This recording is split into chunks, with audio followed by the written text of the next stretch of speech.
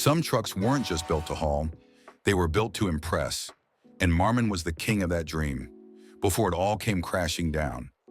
Marmon trucks were the ultimate indulgence for truckers who cared about style, comfort, and exclusivity. Hand-built, low-volume, and legendary among owner-operators, they thrived for decades, until the industry left them behind.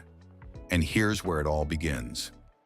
Long before Marmon trucks rolled through Texas highways, the Marmon name was already whispered in automotive circles as something extraordinary. Back in 1902, the original Marmon Motor Car Company started making luxury automobiles, cars that felt more like private clubs on wheels than machines. They were sleek, hand-finished, and oozed craftsmanship. Drivers and passengers alike knew they weren't climbing into just another car. They were stepping into a statement.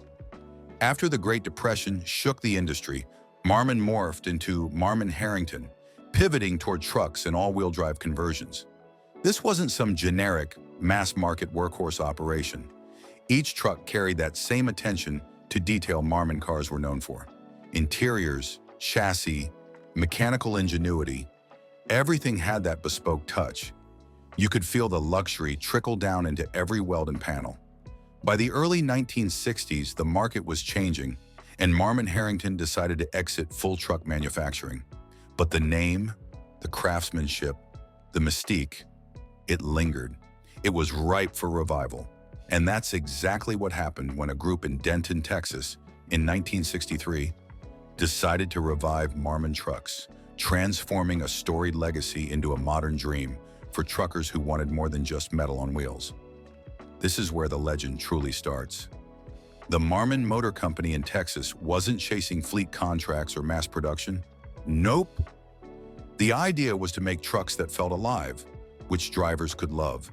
Every single Marmon was hand-built, painstakingly put together, and designed with a degree of care that most big manufacturers would laugh at. Owner-operators, the lone truckers for whom their rigs were like family, were the target. Marmon didn't care for fleet sales. It didn't care for volume. It fostered devotion, loyalty, and an aura of exclusivity. Cab-overs and conventional tractors started rolling out from the Denton and Garland plants, with interiors that made the driver feel like he was in a lounge rather than a cab. Mainstream OEMs, meanwhile, were producing trucks by the hundreds, concentrating on cost and reach. Marmon was swimming upstream, and yet there was something magical in that struggle, that romance on the road only a Marmon could offer. And here's where Marmon really started turning heads. First up were the cab-over models, rolling out around 1961 and sticking around until the mid-1980s. Shorter, nimbler, and perfectly suited for the tight city docks and long-haul highways alike, these trucks had a personality all their own. Drivers didn't just drive them, they owned them.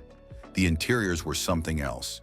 Hand-stitched seats, polished wood accents, and every control placed where it made sense for comfort and flow. You could spend hours behind the wheel and not feel like you were at work. By the late 1960s, Marmon added conventional tractors to the lineup, giving drivers a more traditional long-nose option. These rigs weren't just functional, they were statement pieces. The styling was bold but elegant, and every Marmon carried the unmistakable aura of a luxury machine.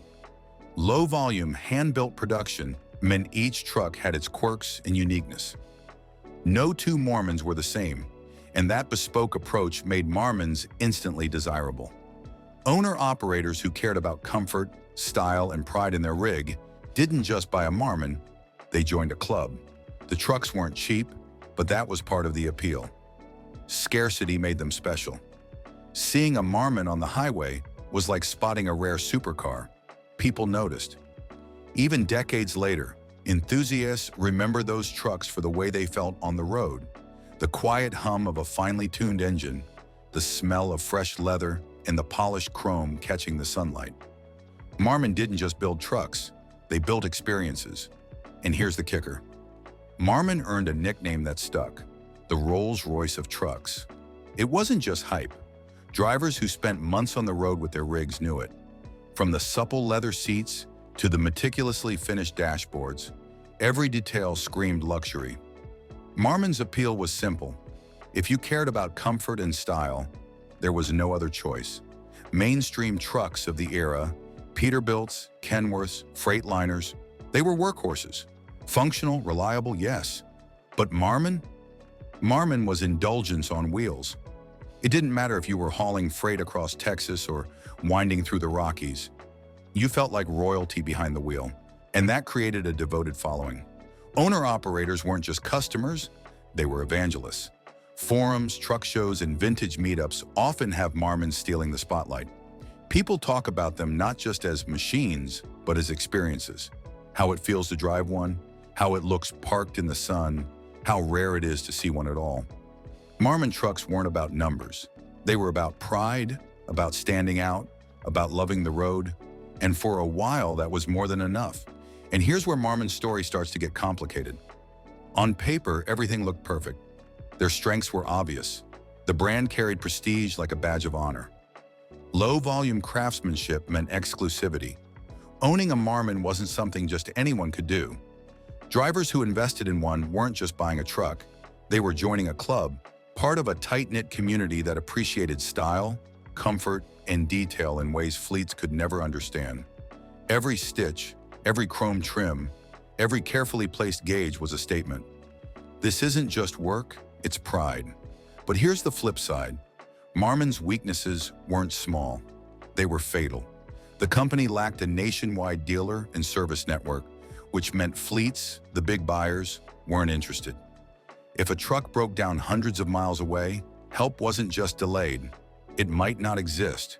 Combine that with high per-unit manufacturing costs from low production, and Marmon trucks became expensive, almost impossible to price competitively against giants like Freightliner, Peterbilt, Kenworth, Volvo, and International. And then came the industry consolidation. The big players had deep pockets, extensive dealer networks, fleet incentives, and the ability to meet increasingly strict emissions and safety regulations. Marmon? Small, lean, and beautiful, but struggling to keep up. It was the classic story, a niche gem in a world demanding scale and conformity. So why did Marmon ultimately vanish? It wasn't just bad luck, it was the market catching up. By the late 20th century, the US heavy truck market was crowded and consolidating. Large OEMs dominated fleets, offering trucks that were cheaper, easier to service, and backed by nationwide networks. Marmon couldn't compete on volume or price. Fleets didn't care about style, they cared about uptime, reliability, and maintenance. Without the dealer infrastructure to support large orders, Marmon trucks were never going to be fleet favorites.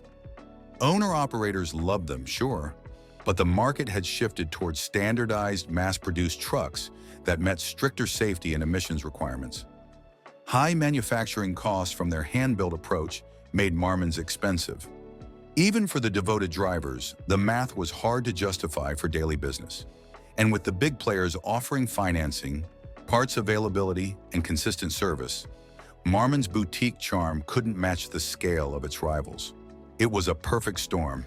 Prestige and quality couldn't offset limited reach, high costs, and an unforgiving, evolving market. The trucks were adored, but the business wasn't sustainable. And here is a part that strikes every truck fan close to home last. The Marmon truck was built on February 5, 1997, in Garland, Texas. The end of an era, decades of craftsmanship, style, and love for the drivers contained in one last rig. Before this, cab overproduction ended in the mid-1980s, which marked the slow fading away of their lineup as the market evolved. Even after Marmon had shut its doors, the spirit of the company lived on. The manufacturing plants were absorbed by Navistar/Paystar, but the trucks immediately became kings of their own arcades. Enthusiasts kept the passion alive, restoring old Marmons while proudly displaying theirs at truck shows, telling each other tales of those hand-finished interiors and that unmistakable Marmon feel. A Marmon sighting nowadays is like spotting a rare jewel. They stop to take photos and revel in what was once the height of luxury in trucking. Marmon was a small company, but enormous in the hearts of those who drove the trucks and those who adored them from a distance. This goes to show where the real spotlight of Marmon magic shines through. These trucks were not merely about transportation, they were statements. Their scarcity has made them highly collectible. And for anyone lucky enough to own one today, it's not just about nostalgia, it's about pride, craftsmanship, and a connection to an era when trucks were more than just machines. Each Marmon was hand-built, low volume, and unique. That meant no two trucks were exactly alike. From the polished wood dashboards to the leather seats stitched by hand, every detail carried intention, care, and personality. Enthusiasts don't just preserve Marmons, they celebrate them. Those trucks own the shows till the annual vintage Jeep shows. People gather, cameras ready, clicking photos of shining and shiny chrome bumpers, flawless paint jobs, and interiors akin to a luxury lounge on wheels. The hum of endorsement can be heard as visitors inquire about the truck's history, their engines, and the stories that accompany them. Owners would share stories of gargantuan long hauls, being parked under starlight, and that raw feeling of the truck almost coming alive under their hands. But Marmon is not just confined to history shows. Internet forums and parts communities keep that spirit alive every day. Collectors trade rare parts, share maintenance tips, and post pictures of restorations to keep the brand in the limelight for almost a decade after its production ceased. One would find enthusiasts exchanging stories on the original drivers, men and women who treated their Marmons with a near-familial existence, tuning them fastidiously, adding personal touches, and reveling in every mile. Each Marmon has its own tale to tell. The uncluttered highways, the suns bouncing off the polished chrome, leather seats that have been rubbed just right, the roar of power from finely tuned engines, and then the soft silence of contentment from owning something extraordinary. These trucks were not just meant to tote stuff around. These were about identity, pride, and artistry. Hence, even though Marmons no longer roll off the assembly line, the brand lives on across the country in hearts, garages, and gatherings. Owning a Marmon today is not just having a truck. It is holding on to a piece of American trucking history, a symbol of what happens when passion, luxury, and craftsmanship come together in tandem. Marmon remained a boutique legend, the epitome of luxury and style with unparalleled craftsmanship, yet not commercially viable. It reminds us of the trade-off between exclusivity and scale. Decades later, these trucks are still revered. So what's your take on Marmon's journey? Drop a comment, and if you enjoyed this, hit like and subscribe.